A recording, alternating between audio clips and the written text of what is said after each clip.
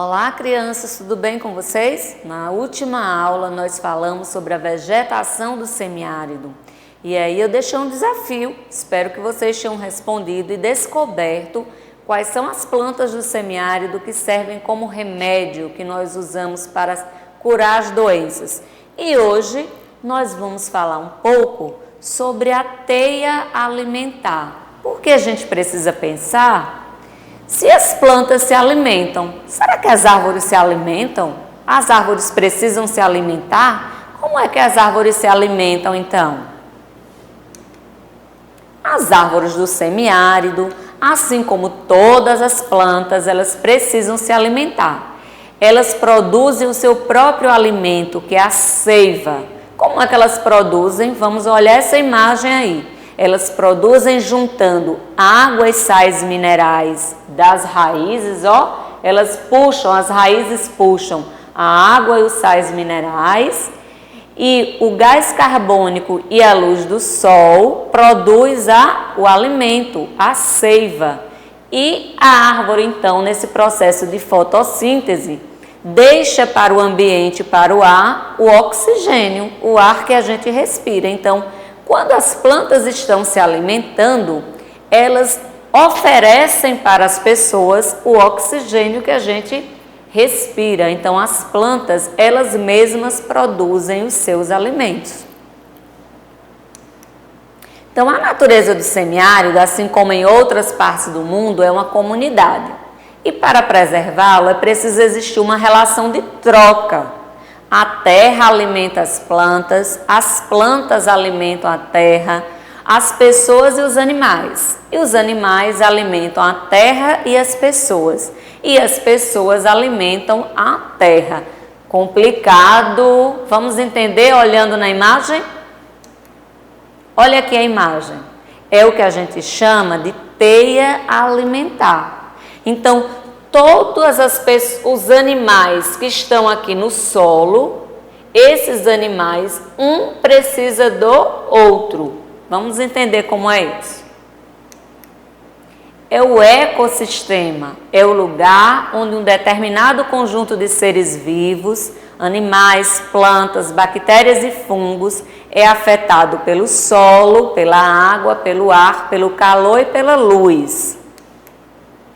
Em um ecossistema, os seres vivos se alimentam e servem de alimento para outros seres vivos, formando assim as teias ou cadeias alimentares, ligados através da sua alimentação. Vamos voltar para a imagem para a gente entender. Então, esses animais que aparecem aqui com essas plantas, um necessita do outro dentro da cadeia alimentar, a partir do seu alimento. Ou ele é alimento para alguém, ou ele se alimenta de algo que tem aí nesse ecossistema. Então, as plantas, elas usam a energia do solo para produzir, para sintetizar seu próprio alimento. Então, na teia alimentar, as plantas, elas são produtores, porque elas produzem seu próprio alimento. E os animais não podem fazer sua própria comida, por isso eles têm que comer as plantas ou outros animais. Então, os animais dentro da teia alimentar são considerados os consumidores. Então, numa teia alimentar, a gente encontra os produtores, as plantas, os consumidores, os animais e os decompositores, que são as bactérias, os fungos, que se alimentam de restos de plantas e animais mortos.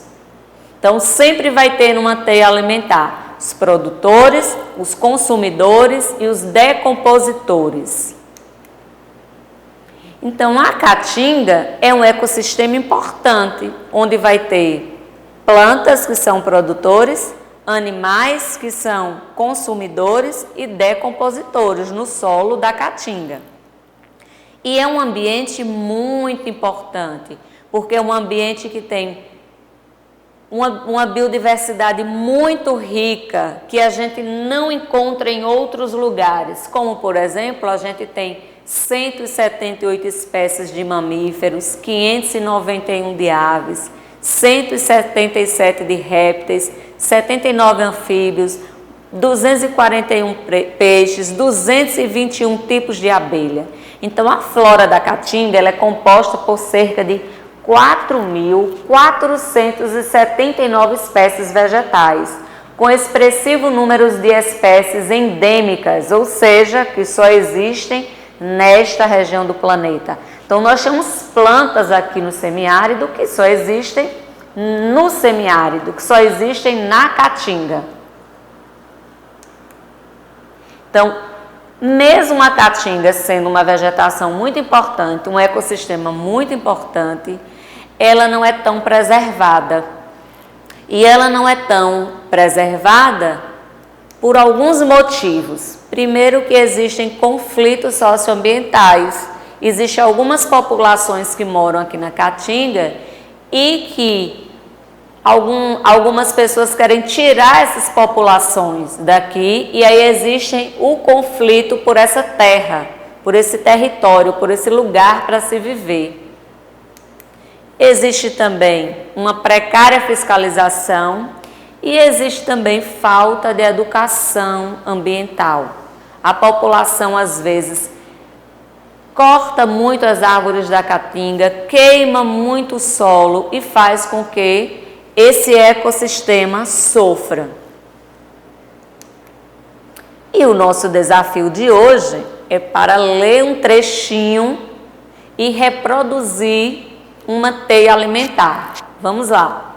Em uma região, insetos herbívoros são capturados por sapos. As cobras alimentaram-se dos sapos, que por sua vez servem de alimento para gaviões. E os gaviões, quando morrem, servem de alimento para urubus. Os seres detritóvoros completam a cadeia alimentar. Professora, que seres são esses? São aqueles seres decompositores que a gente tem na natureza, não é? Seres mortos. Monte, então, um esquema de cadeia alimentar com os organismos descritos acima, unindo-os com seta. Então, vai pegar todos esses organismos aqui que foram ditos, os insetos, os sapos, as cobras e os gaviões, e vai construir, como nessa imagem que a tia mostrou antes, uma teia alimentar. Aqui a imagem, vai pegar o texto lá do desafio, vai entender e vai construir essa teia alimentar para mostrar que na natureza os animais e as plantas são importantes e vivem numa cadeia alimentar. Um pode ser alimento, enquanto o outro pode não ser alimento, certo? Então, até a próxima aula.